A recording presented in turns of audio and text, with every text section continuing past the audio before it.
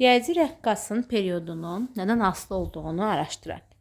Əvvəlcə düsturunu yazsaq, T bərabərdir 2pi kök altda L böl J. Və gördüyümüz kimi riyazi rəqqasın periodu rəqqasın uzunluğundan asılıdır və bildiyimizə görə kütlədən asılı deyil. İndi gəlin bunu təcrübədə yoxlayaq. Əvvəlcə rəqqasın uzunluğunu artıraq və rəqs hərəkəti başladaq. İndi rəqqasın uzunluğunu azaldıram.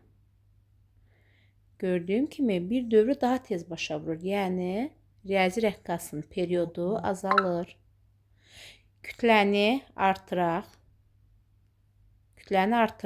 Dəyişiklik olmadı. Kütləni azaldaq.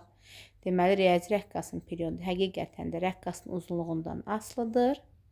Kök altı düz asılıdır. Amma kütlədən asılı deyil.